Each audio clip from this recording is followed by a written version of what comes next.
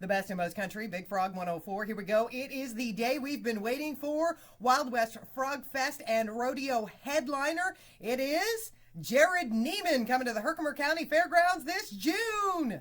That's such a beautiful part of New York. It's just going to be a gorgeous time of the year. It is, and it's so funny. We do a little rodeo thing that starts the day. A lot of the cowboys are coming, from out west somewhere, and everyone that doesn't live here thinks New York is just one big giant city. They don't realize that there's an upstate with dairy farmers. And I was raised in southwest Kansas, and when I moved out to Nashville, basically it's the same thing. Whether you're from west or southeast, everybody doesn't think there's no one else's country besides them. It's so ridiculous. And the good thing is there's hardworking agricultural, farmers and like you said, cowboys and just hardworking people everywhere. So that's the biggest relief is, thank goodness, there's rednecks everywhere.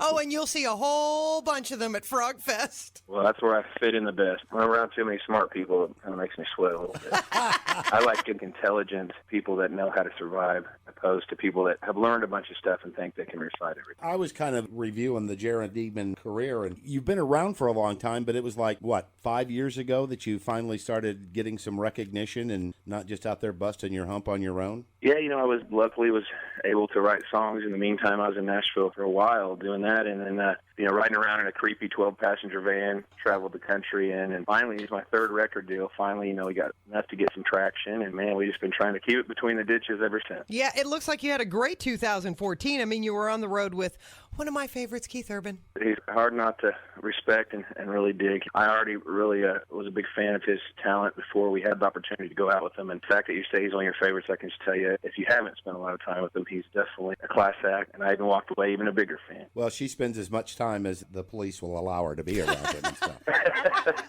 You just recently got married. Congrats on your wedding in San Juan, Puerto Rico. That's a nice spot to get married. Well, thank you. We wanted to get out of town, and it was a beautiful place for sure. It kind of gets you out of the press and public eye, too, so that you can, focus on what you're there to do instead of getting your picture taken everywhere you go. Definitely was fun to introduce my wife to a lot of families she hasn't met and vice versa. It was a good place to kind of get off the radar a bit and hang out. And plus, a lot of us in our swimsuits, and I know it, nobody would want to see that anyway, at least in the Continental 48. Does she go on the road with you, or does she do her own thing? She's not a huge fan of riding on the bus, and it's not because she can't handle being a road dog. It's just when you're sleeping in these little bunks that are shaped like coffins, basically, and you feel the brakes slam at 4 in the morning. But she's actually going to school to be a nurse practitioner. Well, you haven't always had the best of bus experiences to begin with, have you?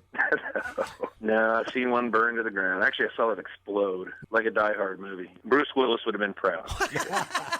Well, what happened? We did just kind of an early guitar pool, and Lee Bryce was out there with me. His bus had just been on fire a month before that, so I just thought someone had turned on the heater because it had that smell, and Lee said, "Man, it smells like your bus is on fire." And I just kind of laughed it off. I said, "Man, you're a little paranoid because your bus was just on fire. There's no way my bus would be on fire and you be in here too." So he goes outside and says, "Man, I'm telling you, I saw it. Your bus is on fire." And I said, "I'm not getting off this bus because you're pulling my leg." And finally, I realized he wasn't lying, and we got off the bus, and about 5 minutes later, the windshield, everything shot out the front. It was pretty intense. Maybe you guys should find a new spot to buy your buses.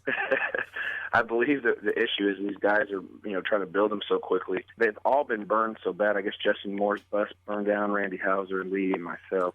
Luckily, no one was on them. I mean, we're all very, very thankful and grateful that no one got hurt. Well, I can't believe we've gone this long and haven't talked about Donkey yet. When you see us in June, you, for the first time, will see the donkey playing the banjo. Feel free to shoot him, put him out of his misery. He'll be in season. Well, I've always liked your story behind singing all the vocal tracks on Lover, Lover. Yeah, that's one of my favorite stories. Thank goodness for Jack Daniel. I don't want the children to try this at home. I guess whenever the good Lord doesn't always bless you with the talents that you wish you had, when it comes to vocal range, you sometimes got to cheat it a little bit. So for anyone who hasn't seen you in concert before, what can they expect when you hit the FrogFest stage? We love being anywhere that says fest. And then when you put frog in front of it, in the future we're going to be there. I know we're going to have a good time. And the thing is, although, I guess it's quote-unquote our show because we're coming, it's really your show, and we're getting to be a part of it. So we just want everybody to come out, hopefully have a blast. We're going to do our best to show everybody a good time. And no one wants to go to a boring show. So we're definitely going to do our best to make sure it's entertaining and fun. Well, we are so looking forward to you headlining. What is this, our 27th year we've done this? I believe so, yeah. Well, that's awesome. Well, I'm honored to be a part of it, and I speak on behalf of all the guys that will be coming with me. And if anybody has any requests, just feel free to keep them to themselves because we're going to want to do what we want to do. No, just bark out anything like Drunken Pirates, and we'll try anything twice. I'm serious. We're going to have some fun, and we're very thankful to be there.